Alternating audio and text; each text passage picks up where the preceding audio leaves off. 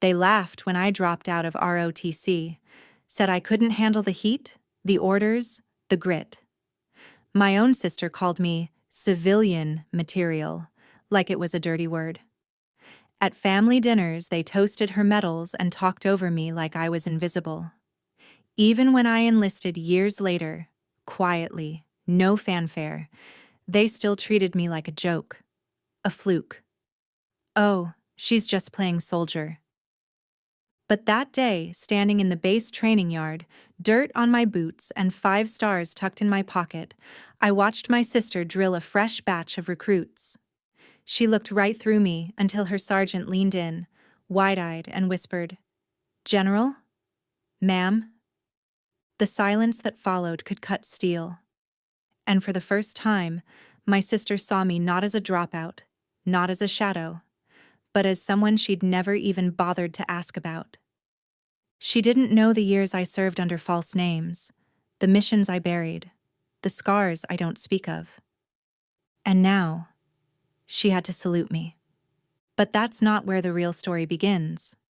Hi, I'm Brielle, and I've stayed silent for years about where I went, what I did, and why I walked away from everything I once called family. But today, I'm ready to speak. Before I share my story, I want to know you are here with me. Just say "listening" in the comments, or let me know where you are. I love hearing how far my story reaches. Sometimes, even the smallest connection can make a story feel heard. And if any part of my story touches you, please consider subscribing to this channel. Every listener matters more than you know. Thank you. And now, here's my story. I pulled into the gravel driveway of my childhood home just past sunset. The porch light flickered like it always had, and the Huxley mailbox still leaned a little to the left, just like my father's politics and my mother's chin when she disapproved of something. Spokane was quiet, and in this neighborhood, silence spoke in judgment. Everyone knew everything, especially about failures like me. The invitation, if you could call it that, had come from my mother. A one-line text, emotionless as ever. "Come for Mallory's party. Don't dress weird." Not, "We miss you." Not, "How have you been?" Just a directive, as though I were still a 17-year-old girl being ordered to wash up for dinner. Inside, the smell of baked ham and too much cinnamon filled the air. The dining room looked like something out of a military awards banquet. Banners, printed programs, even a homemade poster that read, "Congratulations, Lieutenant Mallory." No one looked up when I entered. Not even Mallory. I wore a simple gray button-up shirt, nothing flashy, no medals, no insignias. Just neutral enough to pass unnoticed. But I never really passed in this house. I was tolerated like background noise. Dad was the first to acknowledge me. "What are you doing these days?" he asked without inflection, already turning back to Mallory before I could answer. He launched into a story about her top marks in field strategy and how proud her instructors were. Aunt Kendra chimed in from across the table, her wine glass already half empty. "Didn't you used to pretend to be a waitress? Looks like you went pro, huh?" She chuckled. I smiled, calm and surgical. "I'm better at performing now." It landed. A clean strike, subtle, polite, the kind that doesn't leave a bruise but makes the bone ache later. As the toasts began, everyone raising their glasses to Mallory, I was asked, without irony, to grab more water and extra forks. No one offered to go with me. No one asked if I was okay with it. It was simply assumed. I was the extra, the leftover, the one who'd failed. I carried out the task quietly, letting the rhythm of old muscle memory guide me. Fetch, pour, return, observe. And all the while, I remembered the moment 10 years ago when I had vanished from this house, shattered by something I couldn't even name back then. I'd walked away from a full-ride ROTC scholarship after a breakdown no one saw, no one asked about. They called it weakness, a personal failure. But none of them knew that 3 weeks later I enlisted under a shadow contract in military intelligence. My name scrubbed from West Point records. My identity masked behind codes and proxies. I didn't vanish. I went dark. Back at the table, I stood awkwardly. No chair had been set for me. Every seat bore a little name card, except mine. Mom glanced over, blinking like she'd forgotten I existed. "Oh, right. You can sit by the grill. There's a folding chair on the porch." So I sat outside, next to the humming propane tank, the cold creeping up through the metal of the chair. Through the window, I watched Mallory laugh with a cousin, her uniform crisp, her voice clear, her eyes occasionally drifting to me, just briefly. Not cruel, not kind, but conflicted, like even she didn't know what my presence stirred in her. Then the message came. I felt the vibration first, subtle, against my hip. From a device no one in that house would recognize, a slim, encrypted receiver I kept hidden even from myself most days. I tapped the screen and read, "Report to Fort Irwin. Observer assignment. Security Council oversight." My lips curled into the first genuine smile of the night. I closed the device, slid it back into the hidden inner pocket of my coat, and glanced at the family photo hanging by the fireplace. Mallory in her dress uniform. My parents at her awards banquet. Rows of happy faces. Not a single photo of me. Not one frame in that curated memory wall held my image. But that was fine. Because someday, when the right person bowed their head and saluted me by my true rank, every frame in this house would have to be rearranged, whether they liked it or not. Fort Irwin was already awake by the time I arrived, dawn stretching gold across the Mojave, sand kicking up in small gusts as boots slammed into formation. The cadence of drills echoed like a war hymn. I parked just outside the observation range and walked through the side gate, wearing a pressed black jacket, tactical slacks, and my standard visitor badge clipped neatly to my lapel. The badge bore no rank, no unit, just a serial tag with an encryption key only 3 people on base could decode. I wasn't there to be seen. I was there to watch. Mallory's unit was lined up under the sharp gaze of Drill Sergeant Jason Bruckner. I remembered the name. Legend had it he once chewed out a lieutenant colonel for folding his sleeves wrong. Now he barked orders with a voice like gravel and gunpowder, stalking the lines as recruits snapped to attention. I stayed in the second row of the guest bleachers, low profile behind a pair of civilian contractors and an admin clerk who kept glancing at her watch. Then it happened. Bruckner's eyes scanned the bleachers. They brushed past everyone until they landed on me. He stopped mid-stride. His shoulders stiffened, and in one swift motion he turned and marched directly toward me. The crowd shifted, uncertain. The recruits paused, waiting for some brutal correction. Instead, Bruckner came to a halt 2 feet in front of me, snapped to attention, and raised his hand in a perfect salute. "General Huxley, ma'am, I wasn't told you'd be present."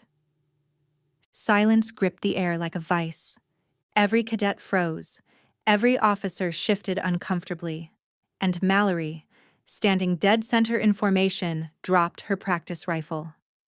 It clattered to the ground with a sound that split the morning calm. Someone near her whispered, "Wait, her sister's a general?"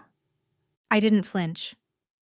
"I'm here off duty," I said calmly, voice low. "Keep this quiet, Sergeant." Bruckner's eyes flicked sideways. He nodded once, sharply, and turned on his heel without another word. He didn't explain himself to anyone, not even the ranking captain 2 rows behind him. The drills resumed, but the field had changed. Eyes darted toward me. Whispers snuck through ranks like wind through tall grass. By mid-morning, I'd left the base through a side gate, but the fallout was already unfolding. Word spread faster than protocol could contain. Rumors churned through the mess halls and barracks. An unlisted general, the ghost of a program no one talked about. The woman who walked out of nowhere and made Bruckner salute. Mallory's name buzzed with new electricity. She wasn't just the star recruit anymore. She was the mystery sibling of someone untouchable. That night, Mallory sat on her bunkmate already snoring. Her face was still flushed from the barrage of questions. "Did you know your sister's in intelligence? Is she Black Ops? Was that real?" But the truth was, she didn't know anything. Not really. She had always thought of me as the dropout, the failure, the sister who vanished when things got hard. Now she wasn't so sure. After lights out, she pulled out the old duffel I'd given her a year ago, back when I stopped by and handed it off like it held nothing but gym clothes. She'd never bothered to go through it, but tonight, something gnawed at her. Inside, she found a small digital drive tucked in a false pocket, barely the size of a dog tag. She connected it to her tablet, heart pounding. The screen blinked once, then showed a black screen with pulsing white text. Restricted. ShadowNet clearance required. She hesitated, then she logged in with her cadet credentials. Temporary clearance, limited scope. The screen paused. A flicker. A soft beep. And then, just before the screen cut to black again, another message. "Welcome, Mallory Huxley." It was 3:47 when my secure line buzzed, not the usual pings or updates I'd grown used to after a decade of invisible warfare, but a full-spectrum protocol breach. Level 4 clearance required, blinking red across my tablet screen like a pulsing wound. I was still at Fort Irwin, tucked away in a nondescript guest suite with blackout curtains and no housekeeping. The air smelled like dry dust and bleach, but my mind had already left the room. Something was wrong. I pulled the encrypted device from the wall safe and decrypted the alert. One phrase stood out in harsh digital font: "Unauthorized access detected. Origin, internal node. Profile tag, Huxley Alpha." My blood stilled. That tag. It was mine. Or it had been years ago. That profile was retired, burned, and buried when I transitioned from fieldwork to strategic operations. The access path they traced wasn't from ShadowNet's external gates. It came from inside the base. Someone had reactivated my digital footprint. And whoever it was had stumbled into a ghost. The system had automatically flagged the intrusion, of course.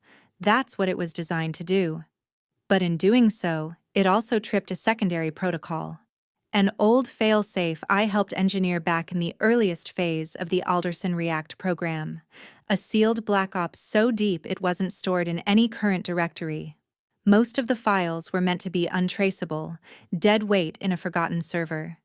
Yet somehow, one had been copied, partially, temporarily, into the buffer of a diagnostic mirror, just long enough to send up a flare.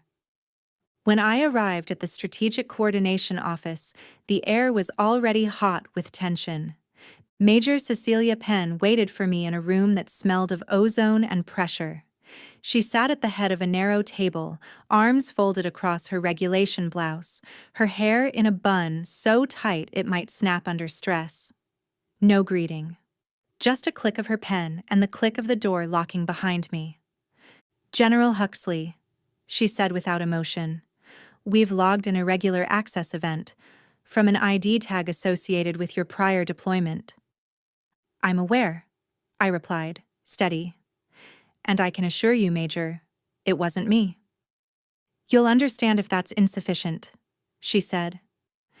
"The ID initiated a subroutine link to Alderson React. That's not a program we take lightly." I didn't flinch. "I designed it." She hesitated, which makes this even more concerning. We stared at each other in silence for several heartbeats, the tension between us crackling like static. Then I leaned forward just enough to shift the dynamic. "I'm not here to argue. I'm here to investigate. Give me access to the trace logs. I'll find the breach myself. Her eyes narrowed. You want to run the investigation into your own clearance violation? No, I said.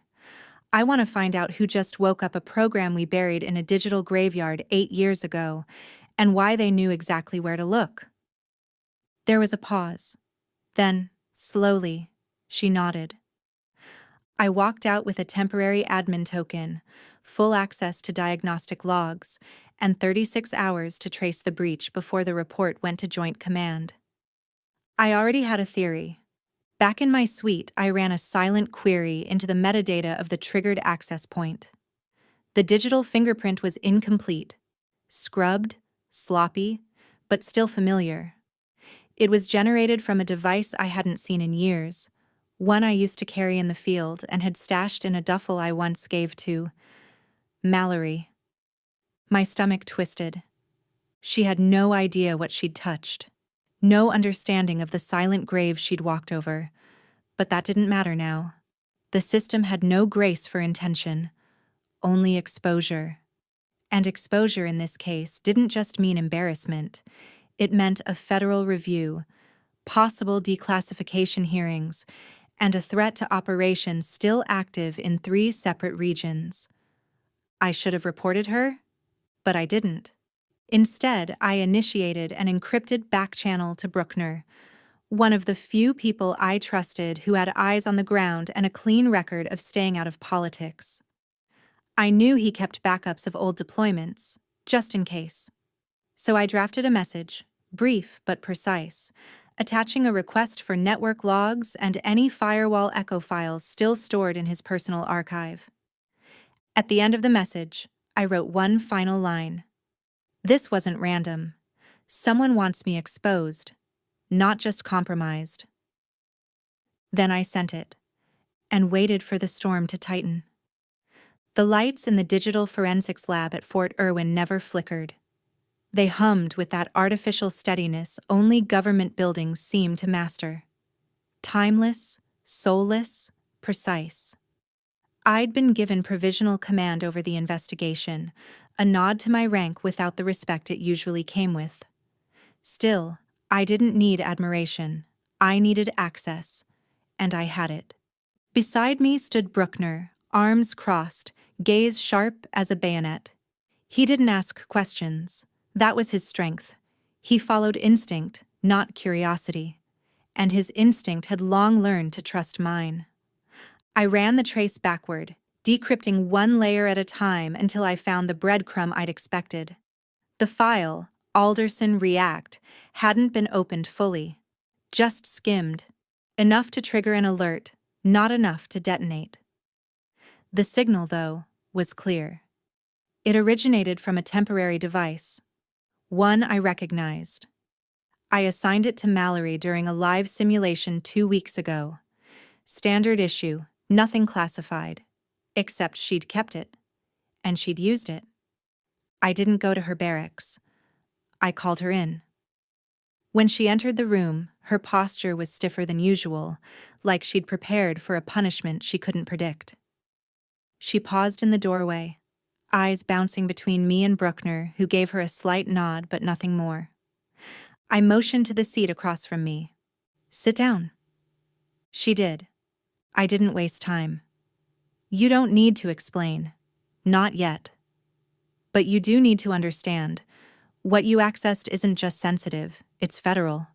That device linked to a retired clearance, and accessing it, even unknowingly, crossed a boundary we can't pretend didn't exist. Mallory swallowed hard, her face betraying confusion and fear in equal measure. This isn't just a technical error, I continued. From this moment forward, if you're not working with me, you're a liability, and that turns this into a criminal investigation. There was silence, long enough for me to hear the soft tick of the security system sinking in the wall. Then, in a voice so small I barely recognized it, she asked, "You're a general?" "That's real." I didn't answer. She leaned forward slightly. "You never told us. You never told me. I just wanted to know how much of you we never saw." My response came out quieter than I meant. Sometimes hiding is the only way to survive when no one wants to see you. Her shoulders fell. She didn't argue. That was new. I didn't report her. Instead, I told her, "You're coming with me. You're going to help clean this up. Personally." Bruckner watched, arms still folded. His silence wasn't approval, but it wasn't dissent either. "She screws this up," he said, "and neither of you's walking back into command again. You know that, right?" "I do," I replied. So we formed a trio, one out of necessity more than trust, and began to trace the breach. We dug through logs, pinged old server paths, and followed packet routes like trailhounds chasing a scent across concrete. It took hours, and then, finally, we hit it. The server that relayed the corrupted file chain had been infected 5 years ago. A quiet implant, buried in low-traffic sectors, just deep enough to remain unnoticed. I recognized the encryption pattern. It was signature work.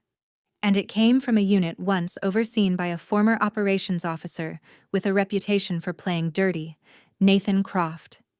He'd been reassigned after a failed joint mission in Kuwait, officially for protocol violations. Unofficially, there were whispers, tactical sabotage, bribery, unauthorized data mining. He vanished before anyone could prove anything, and apparently, he left a few bombs behind.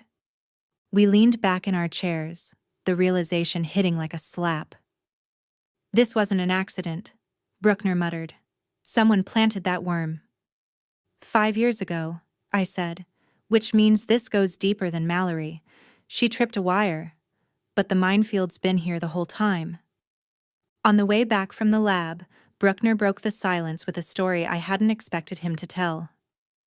"There was this night," he said, eyes still forward, "near the Dniester River. Young unit, barely trained, 7 recruits, barely legal age, got caught between 2 forward positions during an intel sweep. Enemy fire on both sides. Higher-ups ordered a retreat." He paused. "She didn't listen. Your sister signed the override alone. Went back for them." Mallory's jaw tightened, eyes wide. No backup. No orders. Just her and 2 medics. Brought all 7 back. She looked at me like she was seeing something new, like the mask I'd worn since I walked into that family dinner was finally cracking. And for once, she didn't look angry. She looked awed. Back in the office, we stared at the last line of the traceback report. Source node, server C17. Last administrator, N. Croft. Transferred, redacted. The game had just shifted. It wasn't about Mallory anymore. Now it was about who left the door open, and why they wanted me to walk through it. The buzz of the server room faded as the door shut behind us. Outside, the sun had started its slow burn toward noon, but inside the walls of Fort Irwin, time was dictated by data, codes, logs, and encrypted trails. Mallory sat across from me, silent but alert, her posture less defensive than before. Bruckner leaned against the console, arms folded, always listening even when he pretended not to care. "You want to know who Croft is?" I asked, watching her closely. "You want to understand why this isn't just another glitch in the system?" Mallory nodded slowly. I turned back to the terminal and pulled up a classified case archive I hadn't touched in years. "Winter 2018, I began. Eastern Europe. We were embedded with Candor Line, a unit designed for strategic containment missions along unstable borders. Croft was in command. On paper, he was sharp, decorated. Underneath that, cold-blooded, obsessed with control, paranoid about insurgent infiltration." Mallory's brows furrowed. "There was a small village. We'd received intel about a potential informant there. Just one. Croft didn't hesitate. He ordered a full sweep. Not a containment. A purge. No warrant. No confirmation. Just smoke and steel. Civilians. I paused. The image in my head still came with the scent of frost and burning oil. I refused the order. Told him if he moved forward, I'd go to Washington. He did it anyway. Mallory's face tightened. And you reported him? I did. 3 days later, he was reassigned. Quietly, but effectively. His track to generalship? Gone. That man's entire career torched, and he blamed me for lighting the match. The silence hung heavy. Even Bruckner didn't cut in. But Croft was smart, I continued. He didn't just burn out. He embedded something on the way down. A dormant script buried in the mission logs from that operation. Something low-level, buried in legacy backups. Invisible unless triggered. And Mallory's voice broke, but she caught herself. I'm the one who woke it. I nodded. It wasn't your fault. He designed it for this. You were just the spark. The room dimmed as I shut the archive file. We stood in a strange, still moment. Between then and now. Between memory and consequence. But clarity always invites danger. Bruckner cleared his throat, then handed over a printed log. You'll want to see this. It was a list of civilian contractor entries. One name, unfamiliar but with a date of birth that caught my eye, stood out. Nathan Croft, registered under an alias, had been working just outside Fort Irwin's perimeter, listed as a consultant for a civilian-run tactical AI simulation program. Legal, quiet. Just close enough to observe, but far enough to escape scrutiny. He's back, I muttered, hiding behind a new name, using my shadow to get close. Mallory was pale. So what do we do? Bruckner turned to her with that slow, calculated intensity he reserved for recruits on the verge of breaking. You want redemption?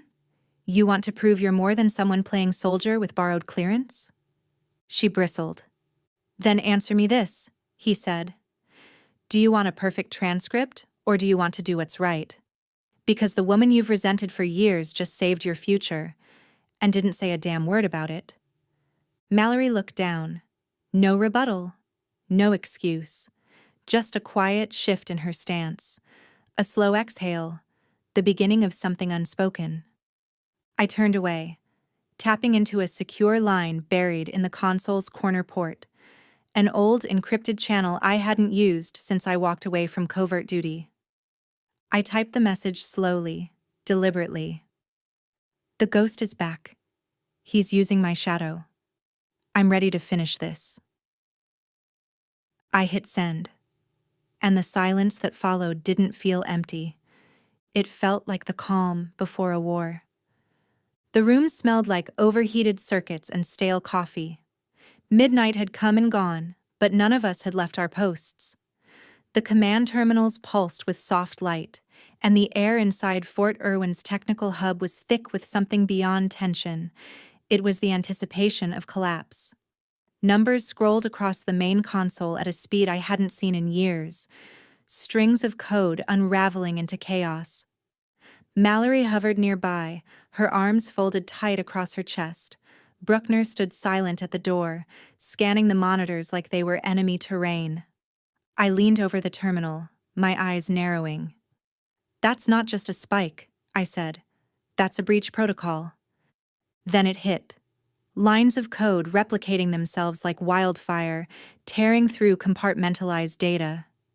The attack wasn't just random, it was deliberate.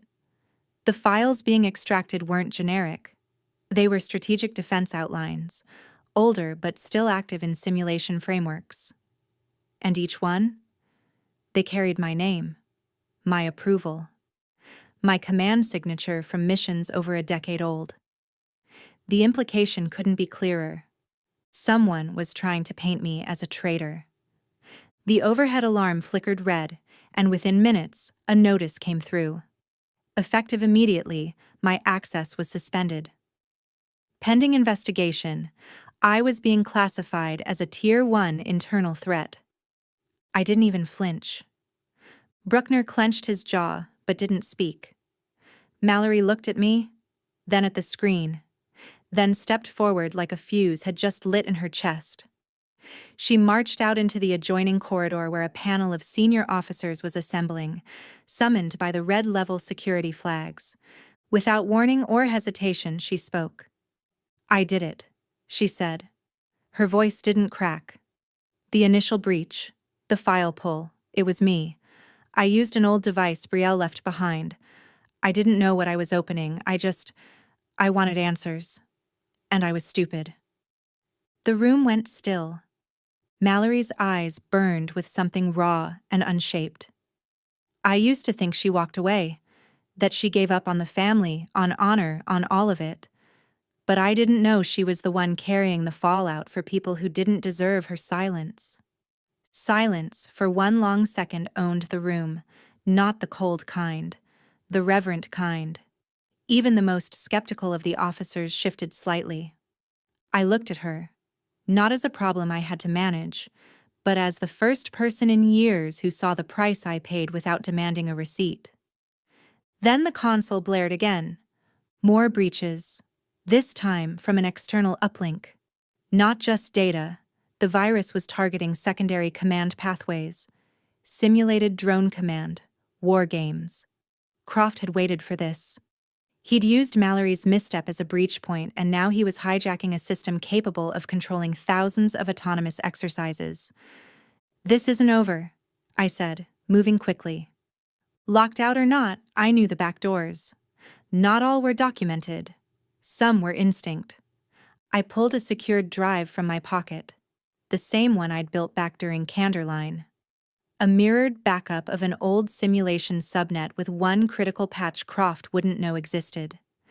I plugged it into an unassigned terminal and bypassed the system's mainframe. I input the code sequence manually, fingers flying. The screen split. 2 ports. One real, one bait. I launched a phantom command array, a decoy interface designed to mimic the drone control structure but feed false data. The virus, searching for the familiar framework, latched on. I saw him. Croft's remote interface blinked to life. He'd exposed himself to control the final sweep. "Got you," I whispered. The signal pinged back to a local IP civilian housing block, just outside the wire. Bruckner didn't wait. "Move." Within 5 minutes, armed personnel, civilian enforcement paired with a tactical team, raided the block. Croft was found in a makeshift command node. No guards, no backup, just him, surrounded by blinking drives and stolen data. As they cuffed him, he turned to me, face twisted into a smile that never reached his eyes. "You still think conscience is enough to survive?" he asked. "You should have been forgotten." I stepped closer, close enough for only him to hear. "Forgotten people don't trigger kill switches. They don't rewrite the rules." He laughed, sharp and bitter. But it didn't matter. He was done. And for the first time in years, I felt something deeper than relief. I felt ready. The room was colder than I expected. Not physically, but in the way a courtroom chills you. Not because of the walls, but because of the weight of what might be spoken. The tribunal convened in the main hall of the Western Command Sector. Wooden panels lined the walls like a war museum. Behind the elevated bench sat a colonel, a military intelligence liaison, and 2 senior officers from the Cyber Warfare Division. All eyes, tight and impartial, were now on me. Mallory sat to my left, her shoulders squared, her jaw tight. Bruckner stood near the witness podium, unreadable as always. Croft, in civilian clothes but somehow still radiating the rot of a uniform abused, had already begun his testimony. He unrolled a copy of an after-action report from Operation Candor. His voice was calm, clinical, rehearsed. "In this section," he said, highlighting a paragraph, "we note a missing window of communication. During that time, Major Brielle Huxley failed to disclose non-combatant casualties." He let the words hang. The implication was clear. I had covered up civilian deaths to keep a pristine record, a spotless war file, the very thing I'd fought against him for. The colonel turned to me. Major Huxley, your response? I didn't argue. I didn't flinch. Instead, I pulled a laminated copy of a scanned order sheet and handed it to the clerk. It was Croft's signature at the bottom, dated, time-stamped, and marked as Final Directive. His directive, not mine. It authorized the clearance of the entire perimeter in Candor without field verification. He wrote the order, I said, calm but unblinking, then handed it off to a subordinate and cut the comms line.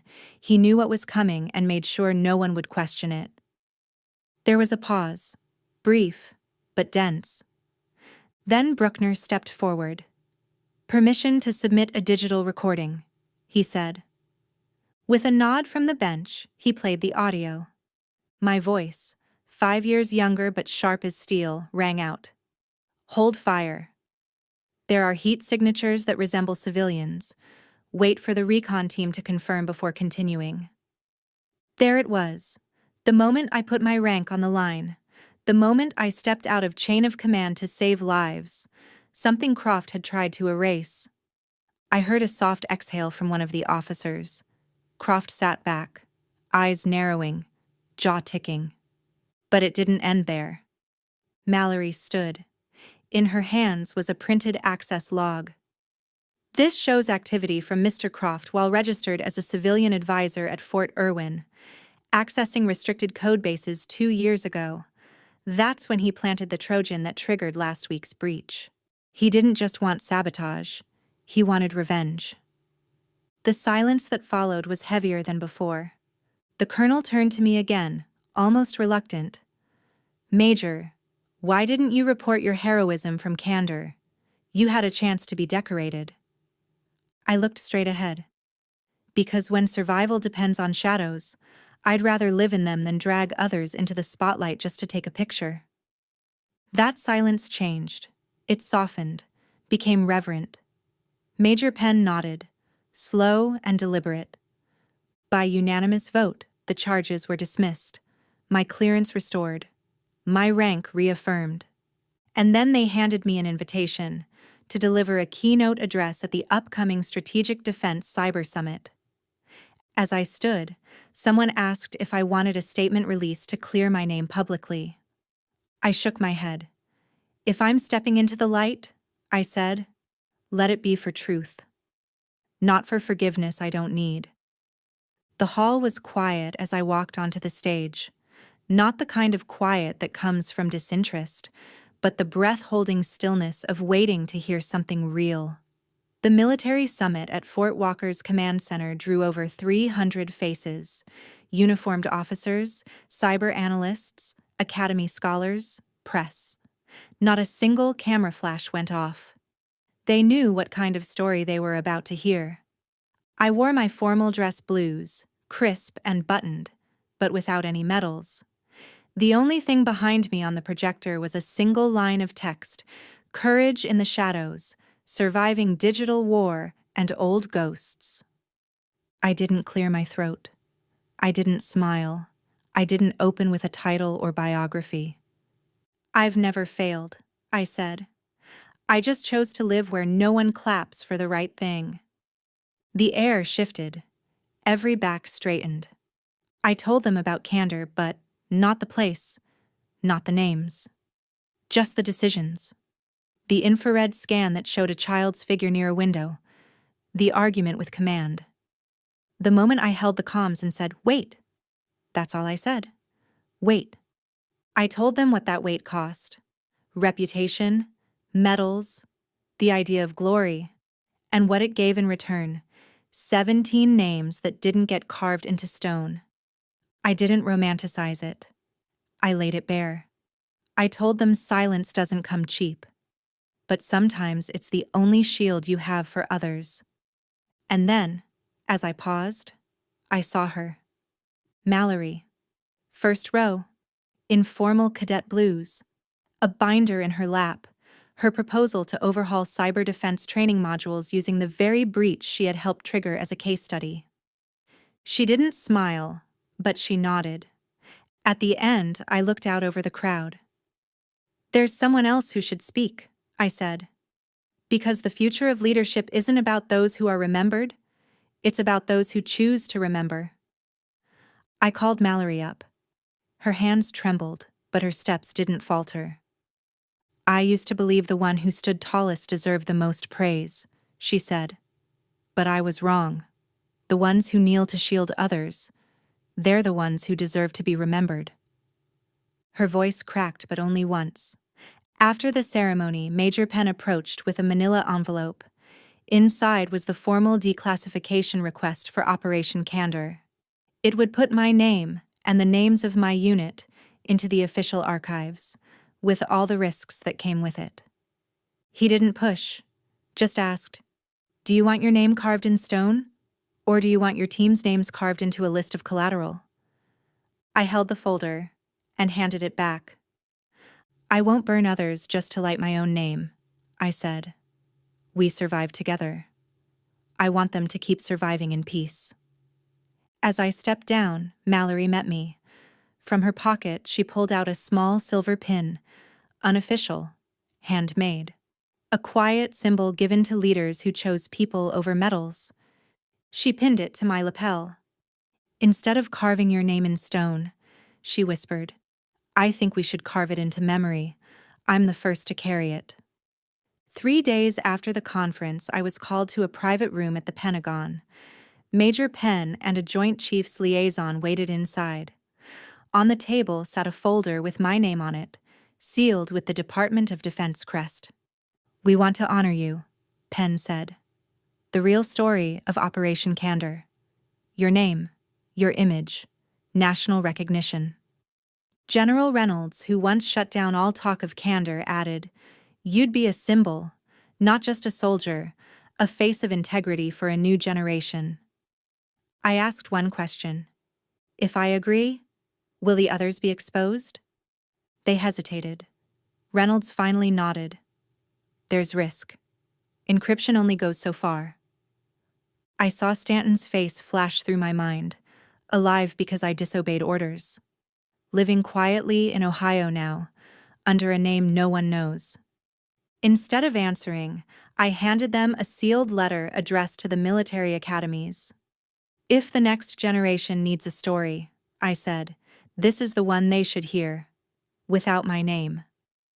Inside the letter, I'd written, "When recognition requires a spotlight, maybe we've forgotten why we chose the shadows." On my way out, I passed a girl in an ROTC uniform, reading my speech on her phone.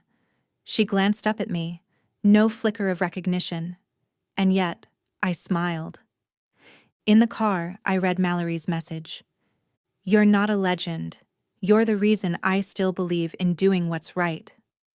And I whispered to myself, I don't need a stage, just to know I stayed true to why I ever stood up in the first place. A week later, I stood on a quiet tarmac in Spokane, watching a C-130 warm its engines, another unnamed mission, another departure with no send-off. Mallory appeared, crisp in uniform, no makeup, just a single silver badge on her chest. She handed me a small box wrapped in uniform cloth. Inside was my old Phoenix Command insignia, polished, restored. "I don't want to wear it," she said. "I want to live up to it." I held it in my palm, remembering Stanton's quiet vow, "We carry no names, only silence and trust."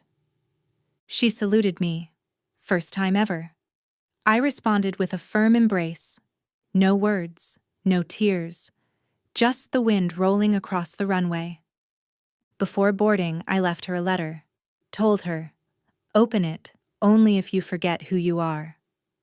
On the plane, I pulled out an old photo, our unit in the snow. No clear faces, just one line scrawled on the back. "Honor doesn't come from being seen, it comes from keeping your promise, even when no one remembers you made it." The jet roared skyward, And from the cockpit, one line echoed in the comms. Mission verified. Code Phoenix. I closed my eyes, fingers resting on the insignia Mallory gave back. No medals needed, no audience required. Just one truth. I'm still walking the path I chose. Sometimes, the most powerful victories are the ones no one sees. True strength doesn't shout.